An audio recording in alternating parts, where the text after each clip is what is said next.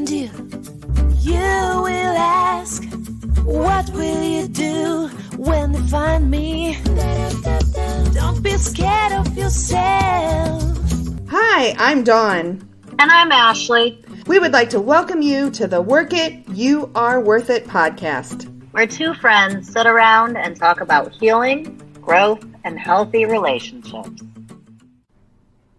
Hey, Ashley, how are you? I'm wonderful this evening. How are you today, Dawn? I am doing really, really well. Well, first of all, hello, listeners. Let me jump into that really quick and say hello, listeners. How are you? Hope you've had an amazing week. I have been doing a lot of reflection the last couple weeks. We talked in a recent podcast, I don't know if you'll remember, I'm sure you will, but where I said I'm kind of afraid. We were talking about a little bit about fear and what it's going to look like when I go into a relationship and how that's going to look. And I'm really I was going to use the word struggle, and I don't want to use that word because I'm not struggling over it. I'm not obsessing over it, but it is something that has been kind of in the back of my head a little bit with how am I going to be in a relationship? And part of that is I can be vulnerable with you. I can be vulnerable with my boys. I can be vulnerable with my girlfriends. I can be vulnerable with my parents. And because I've learned how to have healthy relationships with them, and I'm trying to process and how I am going to be able to be vulnerable in a romantic relationship in the future. And when I think of being vulnerable in a relationship, I think of intimacy. And a lot of times, a lot of people will jump to where intimacy is related to sex. And I used to do that. I'm not going to say I didn't. Now I realize that I can have an intimate relationship with anyone. My people that I've met in recovery, I've learned to have an intimate relationship. I can have an intimate relationship with you, which means I can be vulnerable. I can be my authentic self. And I don't know, that was just on my mind the last couple of weeks because I don't know how to be intimate in a and I think that's the key there, is I want to stress again, in a non-sexual way, because I think intimacy means a lot of things. Yes. So yes to all of the above. Intimacy definitely means a lot of things. Intimacy in a sexual way is very different than sex. I want to say that also. And I get why that is scary as well. And it makes sense to me why it would be easier to be vulnerable in a group, like our recovery friends, our meetings, our program. It's easier to be vulnerable with people like me, with you, is because we're safe, right? Yeah. You're vulnerable, so of course I can be vulnerable. The other people that we talk to are vulnerable, so of course we can be vulnerable. It makes it much easier to be safe. And when it's a relationship, a significant other relationship, this is someone new. It makes absolute sense to me why being in a relationship would be scary, because intimacy in a relationship, it means letting go of the other person's thoughts. It means letting go of the other person's opinion, not thinking about or worrying about what they might think of me. I got to let go of that in order to be intimate with them. I can honestly say I've never had an intimate romantic relationship. When I look back, I've just never had that. One, I didn't know how to, because again, for me, it was straight to intimate. Oh, we have an intimate relationship, which means we're having sex. And let's describe before we go up. Sorry to interrupt you, but before we go too much further, let's describe what type of intimacy are you talking about, right? Because you're not talking about sexual intimacy, but there's, in my opinion at least, there's several other kinds of intimacy. Agreed. Sex is, we'll put that there as one of them. We've talked about it a couple of times now, so we'll put that there, which is physical intimacy. I think let's word it that way. Right. Physical intimacy. Emotional. Well, see, now for me, physical intimacy and sexual intimacy, and I know it's not technically a category, but they're very different categories for me, because sexual intimacy, physical intimacy is when I put my hand on your leg, you put your hand on my hand. Or you move your leg into my hand just a little bit in response. Or if I put my arm around you, you lean into me. There's a physical intimacy that has nothing to do with sex at all for me. So I agree, because I don't look at sex and intimacy at all related. They're very separate things. But sex can be intimate. It can be, but it takes, I think, all of these other things, these other types that we're going to talk about to create intimate sex. Yes, I agree with that 100%.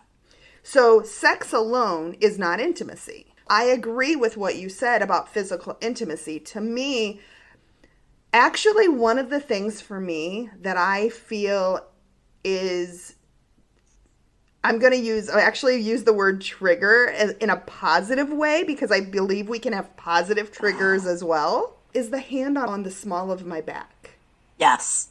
Immediate warmth, yes. Immediate security. Like, even if it's just a brief passing second, the feeling is, it is an immediate comfort, secure. I don't know what it is about it. And I'll be honest, the other day, I wore a shirt and it had the back open. Like it was connected mid-back, and then the lower back was open. And as we went to walk into a door, Nick actually put his hand in the small of my back and kind of, not led, but kind of, I don't know how to say it, like led me into the door with his hand on the small of my back. Yep.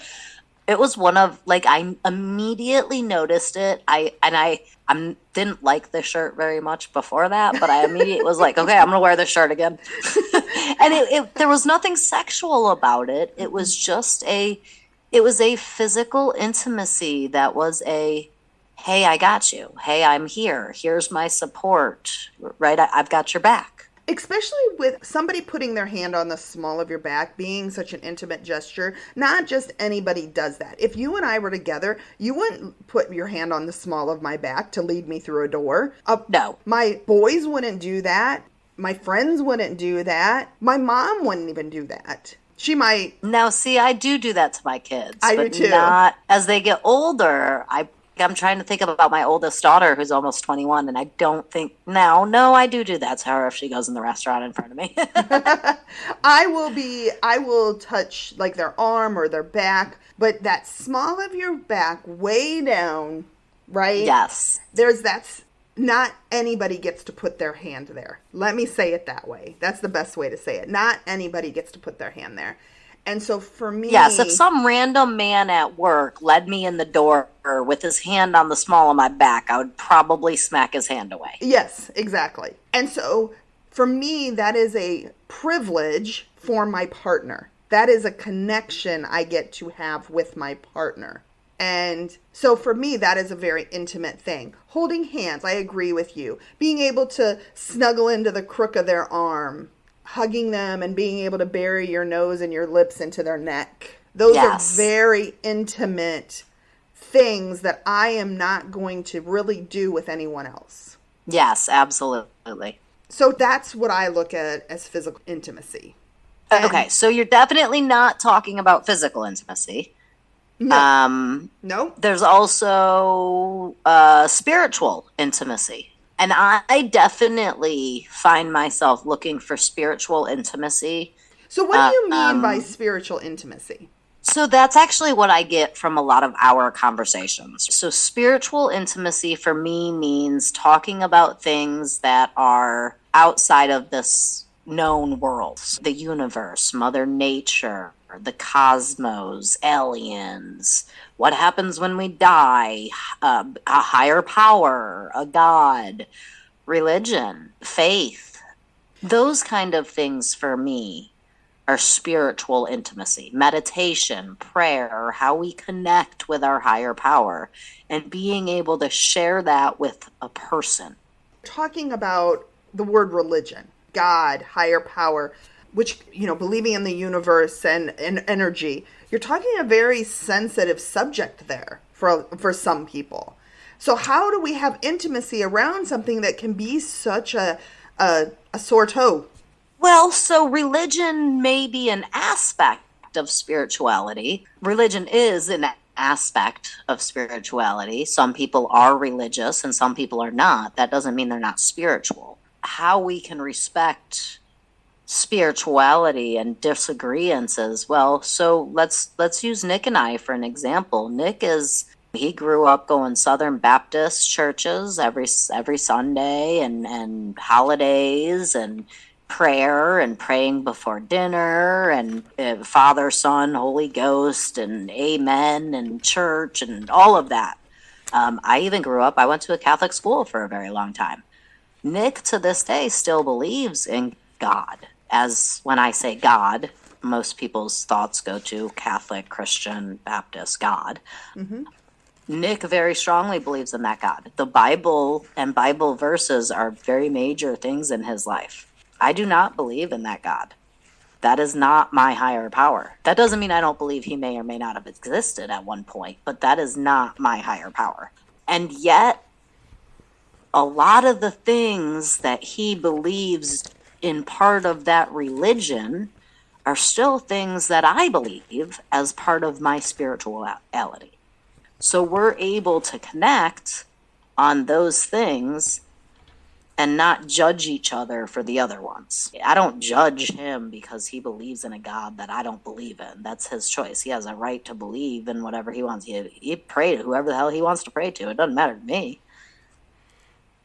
Just the same as I have a right to pray in whatever way I want to pray. Mm-hmm. And not caring if the other person thinks that that's invalid, or obviously I don't believe in his God the same way he believes in it. He also does not believe in my God the same way I believe in it. So to be able to respect that and say, you're allowed to believe what you want and I will respect your belief, and vice versa. I mean, I don't know. I agree with you. Actually, we just do it. I don't know how. We just do. Yeah, and I think that is a big factor in, we have to feel safe to have an intimate relationship. That is a key factor in this. And being able to disagree in a respectful, healthy way is a factor in intimacy. You and I don't always see eye to eye on everything. And not in an eye to eye negative way, but right, I'll say something and you'll have a different perspective on it. And I'll be like, oh, I didn't think of it that way. Right. Or vice versa. Or maybe I have a different perspective or you have a different perspective. And I'm like, yeah, I can see that, but I still think this. Right. It doesn't change our relationship. It actually makes our relationship stronger because that is adding layers of bricks to solidify our relationship of feeling safe. We've done it by taking our time, getting to know each other. We didn't, day one when we met, had a phone call to get to know each other. And our understanding of each other and our closeness grew every time we would talk. By being able to share our feelings, our hopes, our dreams, our past traumas, our mistakes, our children, our struggles with motherhood. I mean, the list could go on forever. That is how you and I got to know each other, and that didn't happen overnight. Well, and we became a safe place for each other to have that spiritual intimacy, to have that emotional intimacy. We became a safe place for each other to do that by not judging each other's opinions. Right. We both very much are connected to the outside world, like outdoors, the earth and planting our feet. We talked about this in a past podcast of, walking in the grass and barefoot and connecting to the earth and feeling drawn to it. We both feel there is something bigger than us that exists, but what that is, doesn't, like, we neither one have a full, it's not a thing. It's just this feeling. But yeah, for me, it's an energy. yes, I agree.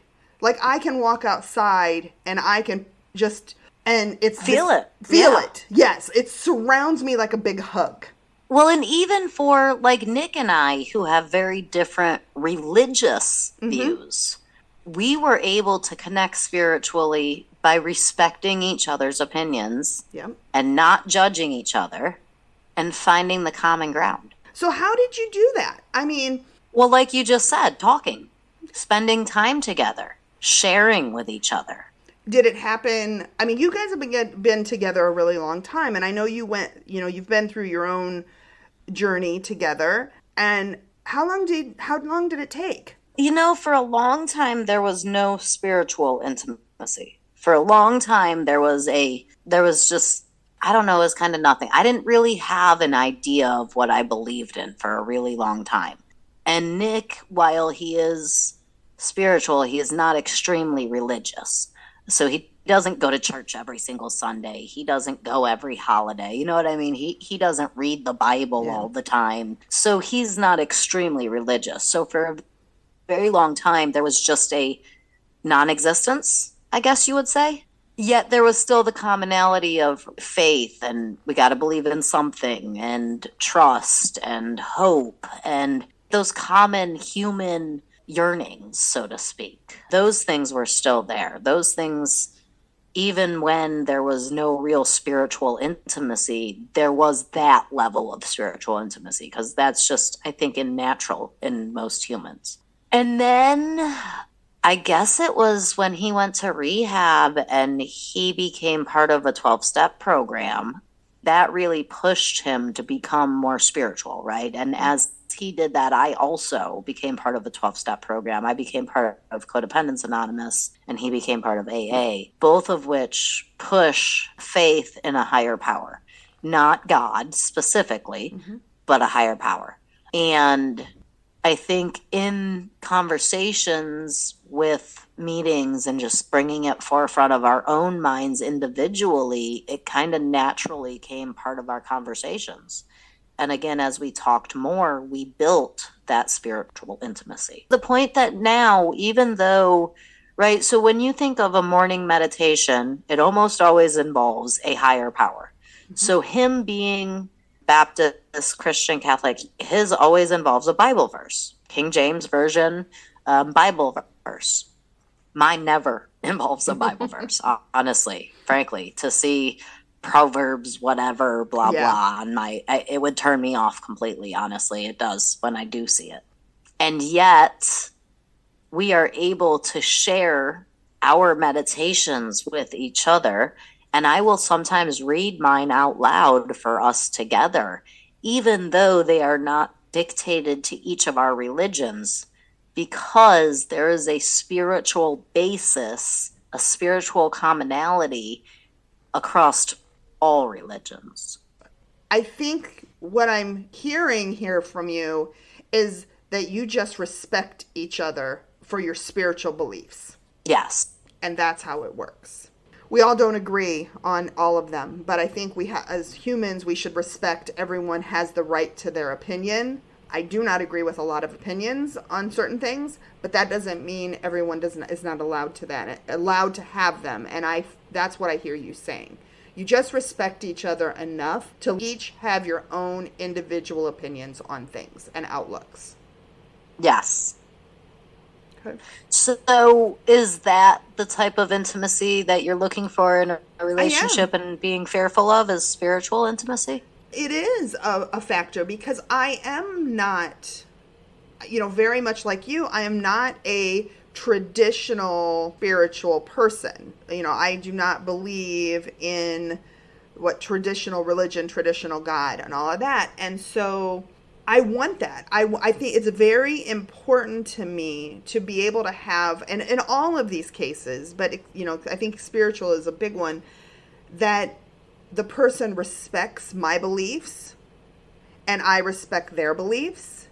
And we come together and are able to mesh them together, where it is like what you said, where maybe he doesn't read his out loud, you don't read yours out loud, but if you're reading your meditation, I think your meditation and my meditation are very similar. I would like to be able to share that with someone. I read this today and it just really hit me. It hit home for me. And I want to share this with you, babe. I want to share this with you, and them to be able to be like, oh yeah, let me, read it to me, or I can't right now, I don't have time right now. I'm headed out the door to work, but later let's sit down and let's talk about it, or something like that. So let me ask, in that situation, let me ask, have you decided that you will only date someone that is spiritual? You don't want to be with someone religious, or are you willing to be with someone religious also? I'm willing to be with someone religious as well. Okay, so in that situation where you're like, hey, let me read this meditation, and they listen to your meditation, are you open to then, because I struggle with this sometimes, are you open to also hearing theirs? I would be, and I would like them to be able to have a conversation about why it means so much to them, why this particular reading touched them, and it triggered something in them in a positive way or a negative way, but it brought something up for them and they want to share that with me. That is something I want. That is very important to me. That is spiritual intimacy. Well, then I guess that is definitely on my list. So that is on your list. We know that. Let's see. What's the next one is, let's see. There were 4 of them. So physical, I'm going to say 5. Sexual, physical, spiritual, emotional intimacy. Yes. I think this is one that a lot of people are probably pretty familiar with. And I think it's a tough one. This is the one that I longed for the most previously in my relationship and all of my relationships. Yeah. Emotional intimacy is the one that I definitely craved more than anything else. Same. This is a very, very, very important one to me. But I'm going to also say this. I have not had emotional intimacy because I have not been with partners, or I have not selected partners that were emotionally available. And I think that is something that I have to do differently and look at differently, is when I'm out there in the dating world, I would have tended to just gravitate to the first person. And I would have ignored everything. Oh, I met this person. They like me. They're okay. They're okay. I like them. Right. It's good to go. But me too. That's how I always was also. Like, oh, you picked me? All right, sweet. Let's do this. Exactly.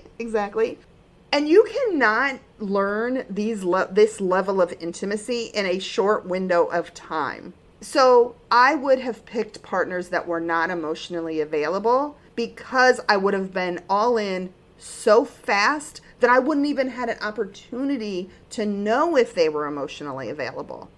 So is a partner, a significant other, in your case, boyfriend, the only place you can get emotional intimacy? I used to think yes. However, that has totally changed. I actually have that with you. I have that with the people I sponsor. I have that with the people that I meet with on Wednesdays and Thursday nights. I have that with my girlfriends. Well, let's talk about me and you for a second. We share emotional intimacy?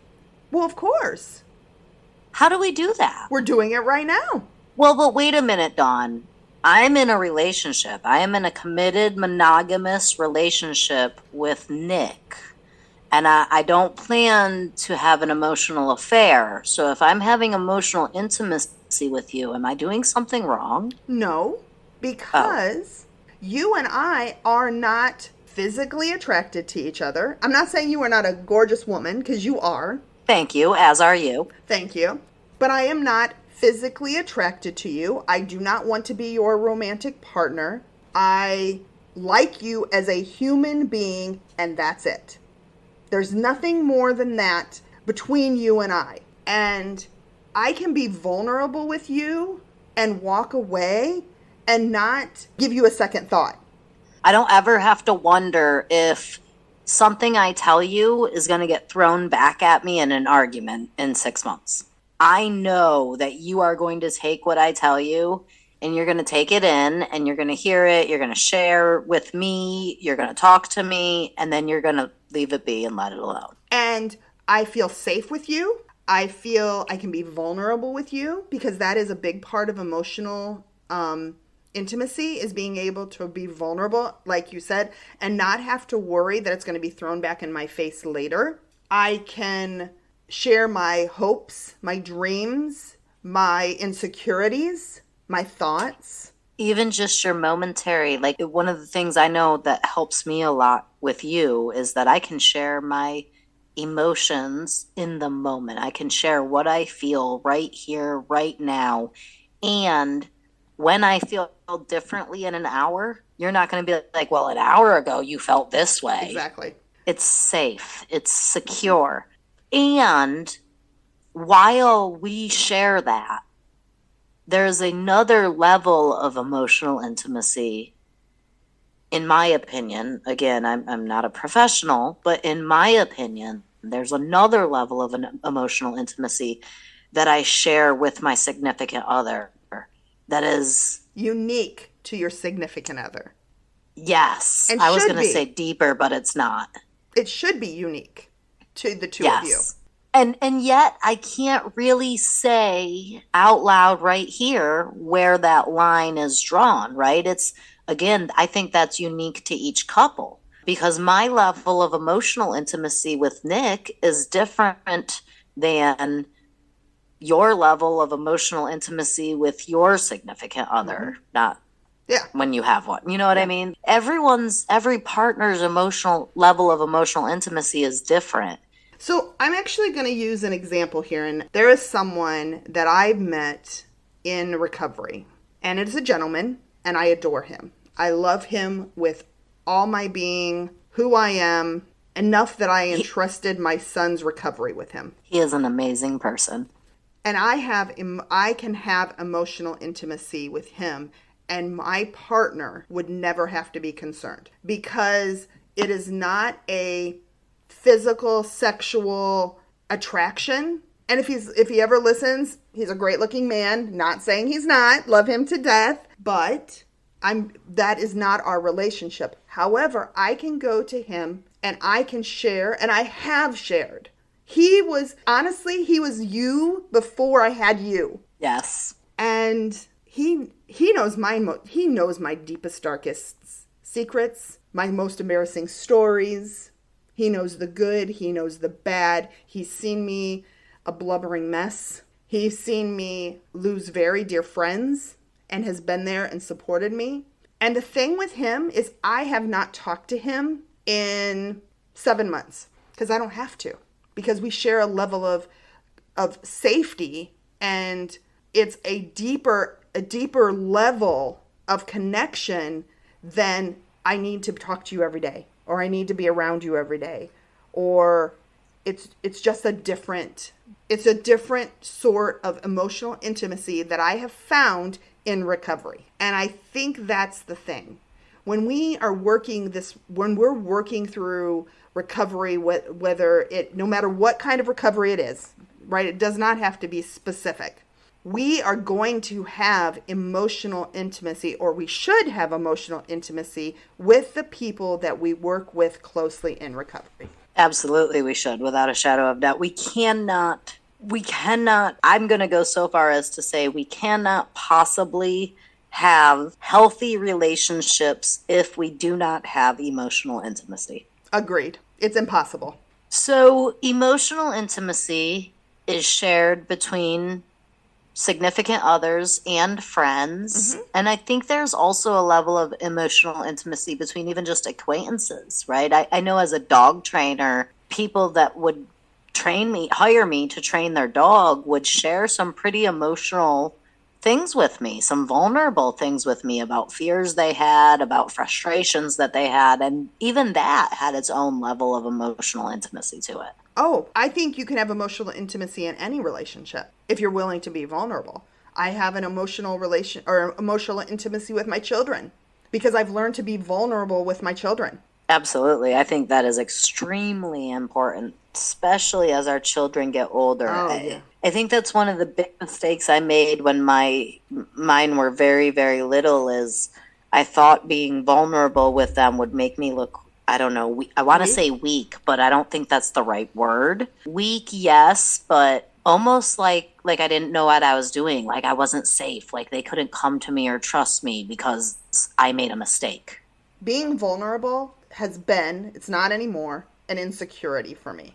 Yes. It took me a long time to be able to get to the point with my kids, even my 11-year-old now, where I could go to one of them and I could say, hey, listen, I'm really sorry I did that. I did not. I was angry. I was acting out of frustration. That's not an excuse. I did not mean to do that. That wasn't my goal. I take it. But you know what I mean? Like, it takes a lot to do that. It's not always been one of the easiest things for me, for sure.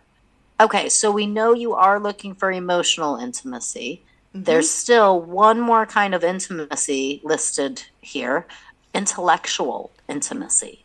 Yep. I find this one to be pretty interesting because I never gave it a whole lot of thought until now.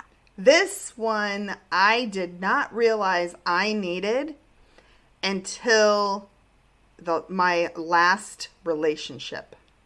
And I realized how important it is to me. So the gentleman that HP put in my life to show me that I had a lot more work to do when it came to growth around romantic partners. I'm not going to say this man was not intelligent, because he was. However, there was a lopsided when it came to intellectual intimacy. I need to be challenged. I am a very intelligent woman. I am knowledgeable. I like certain things. Like I believe certain things. I have opinions on certain things. I love to have a healthy debate. And to me, that's intellectual intimacy, is when I can have a conversation with someone, and we'll just talk, I guess politics. I guess we use politics as an example. I don't know. I can't think of a better one right now. Well, even certain board games. I enjoy playing. There's this one board game is called Da Vinci's Code. Okay. And you have to, it's very strategic, and you're just placing blocks to create certain shapes, but you get a certain number of points based on the block that you place, and you got to try to prevent the other player from placing the block. And then, like chess, very, very strategic. Use your thoughts, your brain, in order to figure out, try to guess what they're going to do and block it and do something next. And I enjoy stuff like that. I find that to be intellectual intelligence. Right? Risk. And yes. Yes. We're a board game family. So we are very competitive. And so my boys and I we have intellectual intimacy as well, because we can play these strategic games, we can have conversations, and we can challenge each other on our thoughts and have a healthy debate and walk away. Yeah, one of my most favorite things that my son does is Jebediah will come up to me and he'll say, Mom, if you could have any superpower, what superpower would you have? Or if you could do anything at all in the world, if you could do it, what would you do? Just those random intellect, like I have to stop and think about the answer for a minute, and then I throw it at him and I ask him the same question and he gives me his answer, and then there's like a 10 or 20 minute quick conversation about why I would be invisible if I could have any superpower and why he would teleport, right? Like, yeah. That is intellectual intimacy. Reading. One of my favorite things to do is we'll do a chapter. So I'll read a book with the kids and we'll read a chapter, and then we'll wait 2 or 3 nights and we'll read another chapter. And I love doing that. That is intellectual intimacy. So tonight, I was telling you this a little bit earlier when we were talking about topics for the podcast. So earlier, Colin came in the kitchen, and every Monday he always asks me, "Is it podcast night?" And I'm like, "Yeah." And he's like, "How's it going?" And I was like, "Good." And he's like, what do you have for upcoming topics?" So I was rattling off the list. After I rattled the list off, he actually came back to me and said, "Well, hey, Mom, maybe think of this." And he actually gave me some good advice, which I shared with you. And yeah, that is intellectual intimacy, because we're having a conversation. He's bouncing ideas off me. This boy is he's not a boy. He's 18. He's a man. But this boy is 18 years old, and I am 52 years old. But that doesn't mean because he's 18 years old, he's not intelligent, and he does not have amazing suggestions. He challenges me with the whole brand I'm trying to create, right? The YouTube videos, this podcast, the website, some other things that I need to get back to and are in the works. He's the one. "Mom, how's this going? Mom, how's this going?" He challenges me. That's intellectual That's so intimacy. much like my son. They are like, they could be the same person sometimes. That is definitely intellectual intimacy. Yes, and that is it's crazy how much like Jebediah that is. He literally, so he works a lot of times. I start work at 5 a.m. and he's in school, so he'll work until 10 p.m. and then by the time he gets home, I'll be in bed. So I'll see him a couple 3 or 4 nights a week. I'll see him probably once or twice a week. He'll ask me about the podcast and he'll ask what we're doing, and we have that same type of intellectual conversation. Yeah. It's crazy. So now what does that look like in a romantic? Like, we've got it with our kids. We got it down pat with our kids. How does it look in a romantic relationship?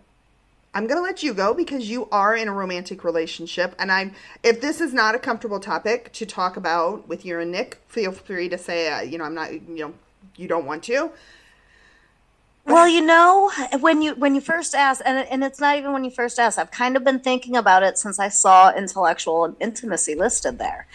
And Nick is an extremely smart person. He is extremely intelligent. I am extremely intelligent.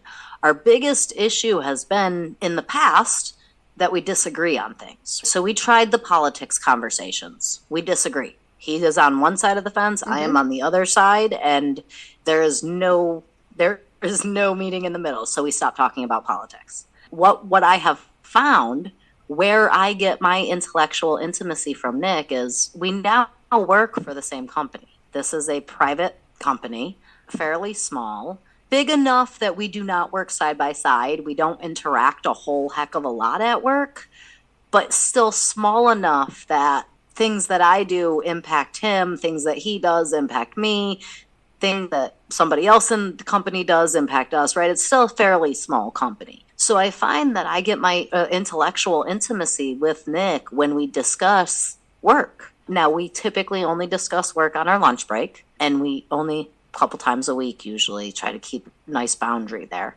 But when we talk about something that's happening at work and we share, like you were talking about, bouncing ideas off of each other and trying to come up with solutions and trying to find the root cause to it, we definitely share intellectual intimacy there. When there's a problem in the house, so last August, the hot water heater had burst, and I don't know why people put the hot water heater in the attic. If you're a house builder listening to this, please don't put the hot water heater in the attic. Put it somewhere else. But it burst and it fell through the ceiling and it was a hot mess and it lasted for months. And we shared a heck of a lot of intellectual intimacy coming together and getting that repaired and taken care of. When there's something wrong and we need to fix it, problem with one of the kids, we share intellectual intimacy. Finances, we share intellectual intimacy. There's several ways that we do. And I have to say, before I started listing this, before you asked that question, I was kind of searching like, oh crap, do we have intellectual intimacy? But we definitely do. If I look for it, it is there without a doubt. Yeah, and I agree with you. All of those things are intellectual intimacy because, as I referred to earlier, I didn't realize this was a big factor for me until that relationship when I was still, honestly, this is a big reason this relationship ended, was because I was still doing all of the things that I would have to do to make things run and function on my own. For me, it was like, if I'm going to do it on my own, I might as well just do it on my own. That is something that I will, and I keep saying this with all of these, like, this is very important and it's going to be at the top of the list. It'll be at the top of the list, but this is an important I think that one. just means intimacy is at the top. It is. It really is. So you said you had 5. You said you saw 5. So physical, spiritual, emotional, intellectual, and what was the last one? Well, sexual. Okay. All right. So I saw one more, and I thought this was an interesting one too. Social intimacy. Oh, interesting. Yeah. So social intimacy would be going out together and doing things together? Well, let me get there, and I will read what it says. And this is off a website, All Points North is where I saw it. Social intimacy is the degree to which you and your partner share each other's interests and spend time together as a couple. What kinds of things do you do together? Do you share quality time having fun? Now, this doesn't mean doing everything together or always doing your own thing. Social intimacy is about spending time together doing fun things balanced with individual time you both need. When it comes to togetherness, more isn't always better and less isn't always more. So I agree with that 100%. And I love that you said that because I have literally never thought about social intimacy until right now. That's a big one. I will be honest, which I always am, has been social intimacy is something I've went the extreme of doing everything with my partner. I cannot have anything outside of my partner that is a social interest of my own. So I will say that for a very long time, I was in that extreme also. And I may be on the opposite side of that now. I'm not on the opposite side of that now. We have social intimacy. We do things together. We have hobbies. We love to go fishing. We enjoy hiking. We like going to the mountains. We enjoy going to the beach. We love going on the boat. We do quite a few things together. So we do definitely have social intimacy. I think there has to be a balance with that. I think it's very important. I'm a big believer, date night. I think date night is a very important factor for a couple. Without the kids, to reconnect, to keep all of these 6, now we've added one to it, 6 levels of intimacy in play. Without having one-on-one time, none of these will happen. I agree. 100%. I agree. Yeah. So I think it is very important to, whether you have children, you don't have children, especially though when you have children, you have to carve out time for one-on-one with each other, and not just the 10 minutes, 20 minutes, 30 minutes when you crawl into bed at night, right? You have to get out of the house. You have to get away. That is not those 10 or 20 minutes when you crawl into bed at night. I think that is one of the biggest places that couples tend to fall apart and lose intimacy, is that once we have families, we have children, we have full-time jobs, we have houses, we have dogs, we have hobbies, we have friends, we have extended families, and all of those things get in the way of that one-on-one time. When you have 2 kids under the age of 5, good luck finding an hour to have an intellectual conversation or play a board game, unless you have a date night. When I get done with work at 5 o'clock and I'm home at 5, I get home from work at 5 o'clock, and then I make dinner and we have dinner, and then I get on a call, and then I get on a meeting, and then I get on another call. And then at 20 minutes before bed, I'm like, how was your day? And he's like, it was great. I love you. Good night. I'm like, I love you too. Good night. And then we snuggle a little bit. There's no connection there. Right. Except maybe physical intimacy, maybe sexual intimacy, if we're not too tired. All of the other categories of intimacy that are required in order to have a healthy relationship with a significant other are completely missing. So without intentionally making time to allow space for intimacy to build, I cannot possibly expect intimacy to build. So I read something, and I don't remember where it was, so I can't cite it at all. It was 222. Every 2 weeks, a date night should be planned. Every 2 months, a weekend away should be planned. Every 2 years, a 1-week trip should be planned. I've never. So Nick and I have been together for 17 years almost. Yeah, 17 years. Wow. 17 years. And we have never gone on a 2-day vacation alone. And we have never gone on a week vacation alone. Now, that's going to change this summer for the first time. Right? I had 2 kids when we got together. I had a almost 3-year-old, and I had a 5-year-old, almost 6-year-old. So we have never really been alone. I mean, we had date nights. Yes, we've done that, but never every 2 weeks. We have to schedule that. We are not great about that. I've never heard that before. That's an interesting 222. That's an interesting way to definitely make sure intimacy is maintained, and it's a very reasonable, very reasonable way. It is a very reasonable way. I mean, even from a financial perspective, that's not unrealistic to be able to do. It takes planning. I think that's what I'm trying to say, right? This takes planning. It has to be a priority. You know, that when you set a budget, the first thing they tell you to do is pay yourself, right? Put money in your savings. It has to be intentional. It does. It does. Intimacy cannot grow without 2 people. Intimacy cannot grow between 2 people without 2 people working to grow that intimacy. Right. Things don't grow without being supplied what they need. Exactly. My second husband and I, my first husband and I, we were better. But for me, I was always spending a lot of time with my mom, or I was with him. My second husband, on the other hand, we did a lot of going and spending a lot of time away early on in our relationship together. And we did do a lot of trips. We did a lot of date nights. My kids are 10 years apart. So, you know, as Dylan got older, him and his brother are so close. So there was, he could watch him for a couple hours for us to go to dinner. So we did that. But that didn't make our relationship last. Just having one of these intimacies did not make our relationship last. Just now, in the last 5 years, I have a life out, with Coda, with my recovery. That is my time. That, for me, is something so important, when it comes to social intimacy, that I'm not willing to give up. And that is a factor in finding a partner, too. Is that person that I'm with has to understand that this is a major part of my life.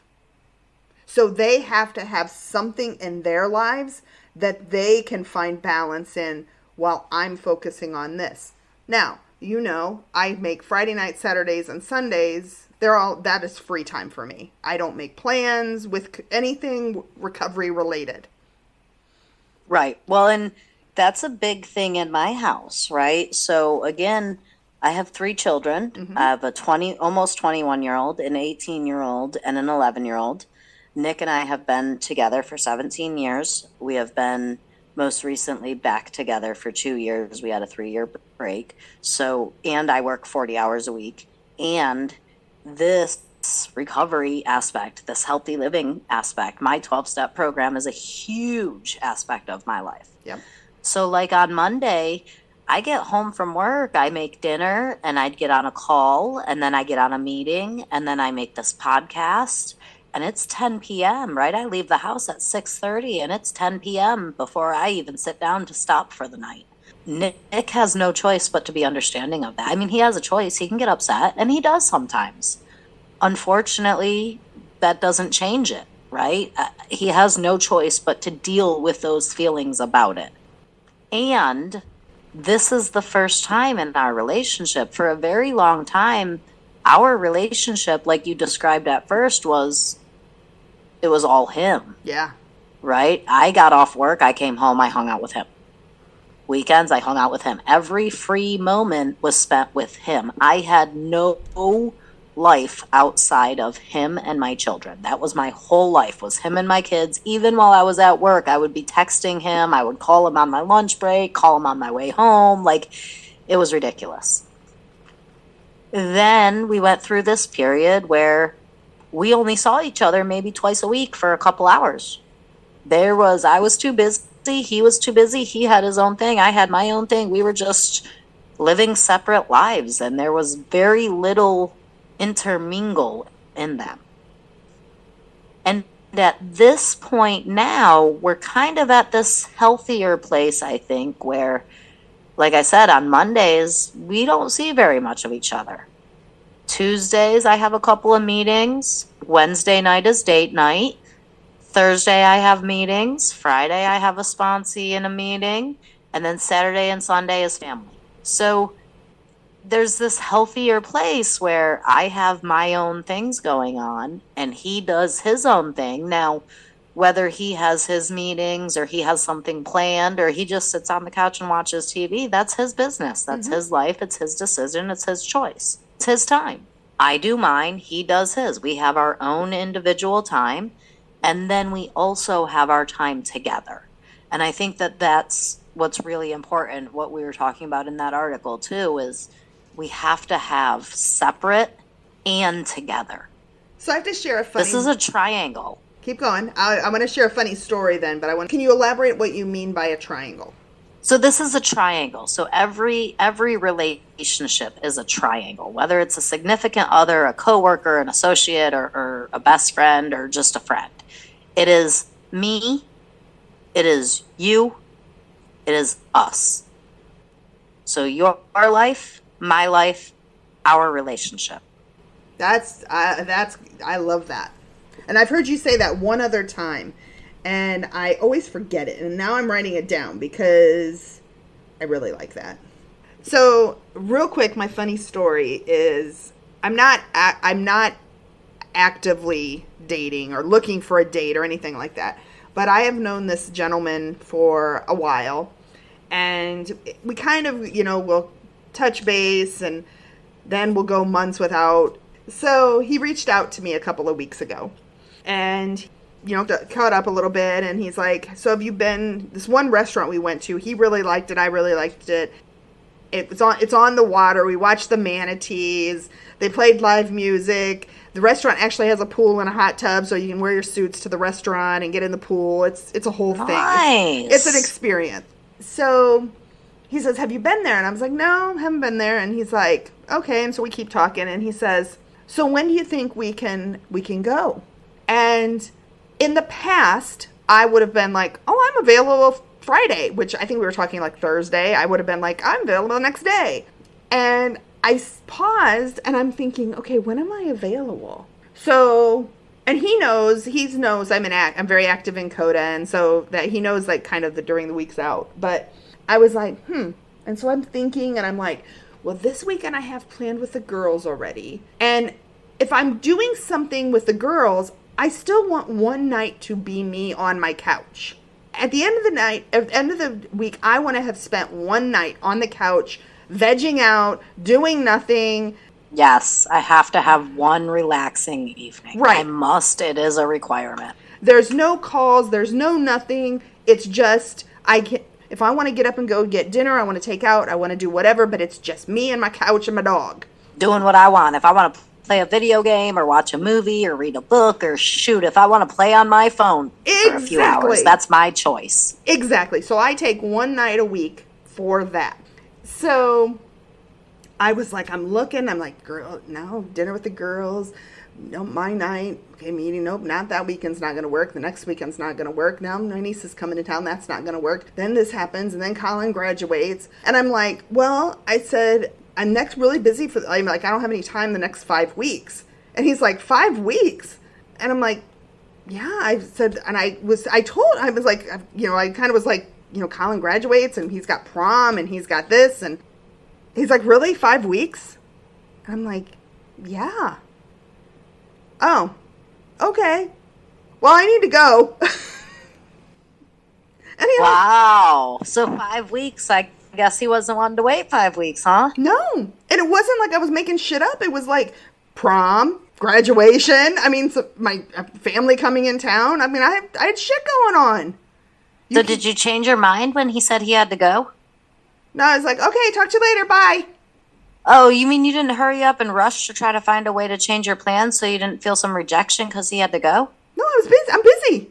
Oh, that's so healthy of you, Dawn. Sorry. Yeah, right, if I think back to myself and I was dating and before relationships and all that stuff, and I think back to when somebody who I like while I was single would have asked me if I could go to dinner with them at a place that I knew we really liked, I would have found a Saturday night that I didn't need to sit on my couch just so I could go to dinner with them because I didn't want them to be disappointed, even if I really wanted that Saturday night on my couch. Yeah. I would have. Not now, but in the past. Right. Oh, I totally would have been all over that in the past. Like I said, it would have been, we were talking Thursday night, I would have said, I can go tomorrow. And the thing about it is, I would say, I'm going to go tomorrow, and I would have been resentful with myself at like 3:00 on Friday that I had to actually leave the house. Or I would go through that whole thing where I'd end up being upset with myself. Like, why did you do this? Because I wouldn't even like check in with myself to be like, how are you feeling? Are you tired? Do you need tomorrow night to be home and rejuvenate? Right. You'd have just said yes because you felt like you had to, so someone wasn't disappointed. That's exactly what I would have done. Yep. And guess what? I haven't heard from him since. Well, I guess he wasn't the one that you were going to be sharing your intimacy with, was he? It was not, was he? And the funny thing about him, so what's interesting, the spiritual intimacy is there. The emotional, I can be vulnerable with him. Intellectual intimacy as well is okay. It's not, he likes games. There was actually one time, because we've, like I said, dated on and off. One weekend, we actually spent all weekend holed up in the apartment playing cards. We just kept playing different card games. He would teach me a card game. That's hilarious. And, just having some drinks and playing cards. That's awesome. But social intimacy. The respect for my time. Respect for what I have going on. I never once said I did not want to go with him. What I was saying was I have things going on. Unfortunately, month of May, you have a son graduating. Shit. Absolutely. It's impossible. The whole May, June, and July for me are, like, somebody asked me the other day, hey, can you do this for me? I was like, yeah, August 10th. Right. Seriously? Like, I'm sorry. I am completely booked from now until mid-August. There's absolutely nothing I can do about it. Yep. No matter how much I love you, I'm booked. Exactly. June is a fairly light month for me, like once you get into like the second, third week. But then July gets busy again, for like work gets busy. I'm going to Texas for 3 weeks. People will hear that. I'm like, I'm going to be gone for 3 weeks. 3 weeks? Yeah. Like, I'm sorry. And those are the things that I've changed. I've changed that mentally, because now my time matters. And that is what in the past, when I would say, oh, I'm available tomorrow night, I was showing people up front that my time was not valuable. So I want to correct your phrasing just a little bit. Okay. Your wants in your time matter. Ah, very true. That is right, because your time's always mattered. People look at you and know that you are amazing, and I'm sure the reason that they want you is because your time matters. Your time matters. But what you want to do with your time is what now matters. Yeah. Very good point. Very true point. And I never thought, God, this is going to sound really messed up. I never thought that I mattered. I didn't for a long time either. I did not think that what I wanted to do with my time mattered. What mattered was what everybody else wanted of me. But not anymore. So, how do we get intimacy? How do we create intimacy in a relationship, no matter what relationship it is? By not being judgmental and by being emotionally available. You have to talk about your feelings. You have to. Good, bad, ugly, have to talk. You have to be able to communicate. And it has to be, you have to have a mutual respect for the other person's safety, to make them feel safe, and that it is okay to be vulnerable. And somebody's got to go first. Yeah. Somebody has to be vulnerable first, or else no one will be vulnerable. Somebody's got to go first. Somebody's got to create time for it. Create strategic opportunities to create intimacy. Schedule time to have it. Intentionally make intimacy happen. They've got this thing I just saw on, I think I saw it on Facebook, but it's like a date night game, and Ooh. They'll send you, there's like mystery packs date night mystery packs where you try to solve a murder, like an actual true murder with true evidence, and then the suspects are all listed, and the actual murderer is listed, or well, the police chose to pick. Anyways, we'll get into that. They have other ones too that are like, they have sex ones, they have intimacy ones, there's yoga ones, there's all kinds of different things, date night at home kind of things. So if you can find that link and send it to me, I will actually put that link in the comments for the listeners, because I know I want to check it out, and I'm sure they're going to want to as well. So if you can share that link with me, I will throw it in the comments or in the description for the I definitely podcast. Another one, I just pulled something up really quick, and I never read everything because I always pick out the ones for me that I find interesting. There's two. The first one is, accept that your relationships will have highs and lows. And that is something that I have not done. I think that's been really, really hard for me, because the lows feel hopeless sometimes. And there's a lot in a relationship, and there can be a lot of lows, especially when you are, like you said earlier, working 40 plus hours, when you have kids, when you're trying to work recovery and give back to something. You're trying to find your own time for yourself.